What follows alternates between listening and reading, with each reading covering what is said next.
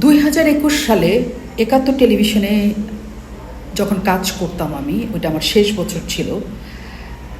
ওই সময়ে প্রযোজক, মানে আমরা যারা নিউজ পড়ি বা আপনারা যা নিউজ দেখেন, সেটাকে বানানো হয়, মানে কোন নিউজের পর কোন নিউজ, ওই অ্যাঙ্করকে বলা কখন পড়তে হবে কখন পড়তে হবে না, সেই কাজটা যে করে তাকে প্রযোজক বলা হয়, মানে প্রডিউসার। আপনারা অনেকে জানেন, তারপর আমি সহজ করে বলার চেষ্টা করলাম।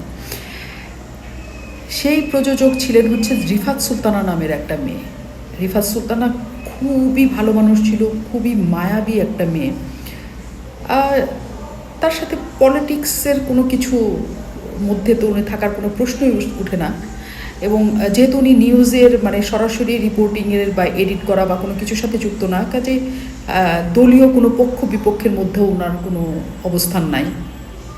এবং ব্যক্তিগতভাবে খুবই ভালো মানুষ ছিল।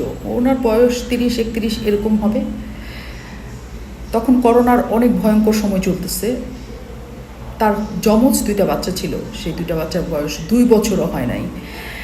এবং সে নিজে তখন প্রেগনেন্ট ছিলেন। তখন তাকে করোনা আক্রমণ করে ফেলে।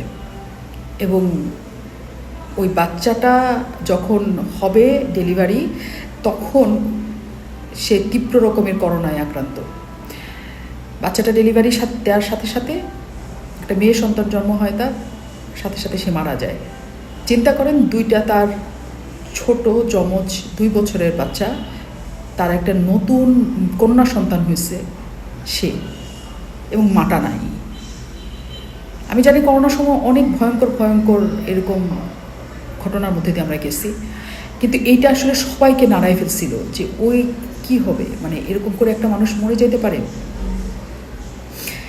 কিন্তু অদ্ভুতভাবে যা আমাদের সবচেয়ে বেশি ওই সময় কষ্ট দিছিল, সেটা হচ্ছে যখন এই সংবাদ আমরা প্রচার করছিলাম, তখন ভয়ঙ্কর রকমের পঙ্গপালের মতো কিছু মানুষ এসে নিচে লিখতেছিল, আলহামদুলিল্লাহ তোদের শাস্তি হয়েছে, তোরা শাস্তি তো আল্লাহ তোদের শাস্তি লিখে রাখছে, তোদের জন্য ভালো হয়েছে, তোদের এইটাই দরকার ছিল।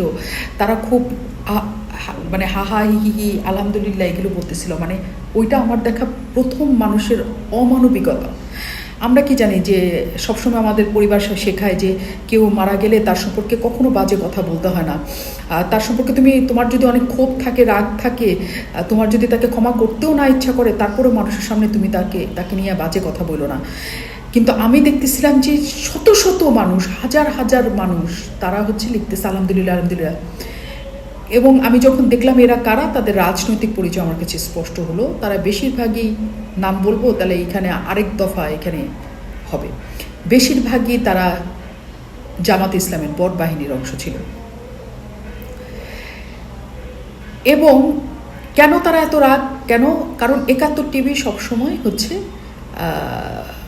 কোনোভাবে তাদের কাছে ছড়িয়ে গেছিল। একাত্তর টেলিভিশন হচ্ছে সবসময় ইসলাম বিদ্বেষী মনোভাব পালন করে এবং ধর্মবিদ্বেষী কথাবার্তা বলে, আলেম ওলামাদের কী করে অবজ্ঞা করে, তাদের নিয়ে অপপ্রচার করে, এই ধরনের অনেক কিছু। অবশ্য অনেকগুলি কাহিনীও ছিল ঘটনা পরপর, এই কারণে এটা নিয়ে তারা অনেক বেশি ক্ষুব্ধ ছিল। কিন্তু ক্ষুব্ধ থাকলেও যারা আসলে জামাত এবং শিবির, আমরা জানি যে এই দেশে ধর্ম ভিত্তিক রাজনৈতিক দলের মধ্যে তারা পায়োনিয়ার, তারা কেমন করে যেটা ধর্মে নিষিদ্ধ করা আছে তারা সেটা করতে পারে। মানে আমার কাছে এটা ভয়ঙ্কর ধরনের শকিং ছিল যে একটা মানুষের মৃত্যু নিয়ে এরকম উল্লাস করা যায়। এবং আমি প্রথম দেখেছিলাম উল্লাস আসলে কারা করে। অনেকদিন পর না, মানে মাঝখানে আমি এই ঘটনা টানাই হতে দেখেছি। কারণ এই ঘটনা অনেক বেশি আবার নতুন করে মনে এসছে কারিনা কায়সারের মৃত্যুকে কেন্দ্র করে, মানে তার অসুস্থতাকে কেন্দ্র করে।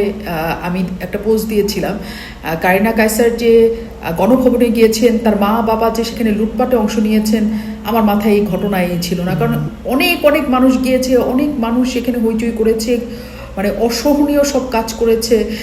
সেখানে দেখা যায় না এমন কোনো দৃশ্য অবতারণা করেছে, নারীদের অবমাননা করা হয়েছে, যেটা আসলেও যারা একদম অন্তর থেকে আওয়ামী লীগ করে না তাদের কাছেও খারাপ লেগেছে যে এইটা করাটা ঠিক হয় নাই।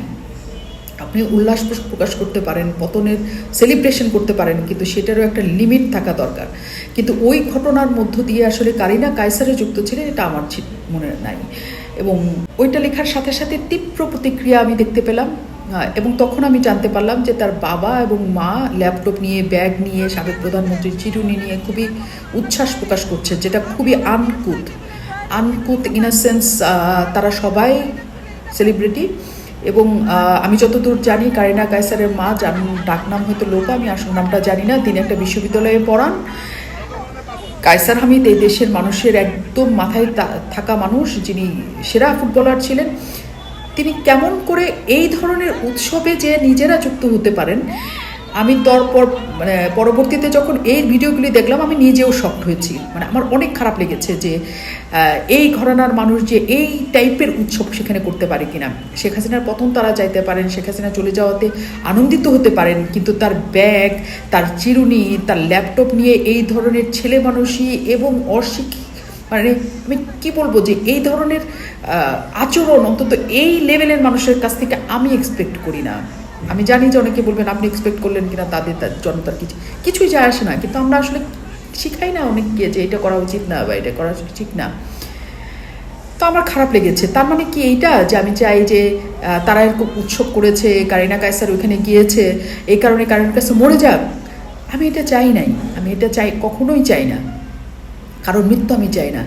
কিন্তু কেন আওয়ামী লীগের সমর্থকরা এই ধরনের, আলহামদুলিল্লাহ বলছি, এত উৎসব করছে? কারণ তাদের মনে যে দগ্ধকে ঘাটা, সেটা আমি বুঝতে পারি। কারণ ওই সময়টার তাদের ঘা এখনও পর্যন্ত জল চলে।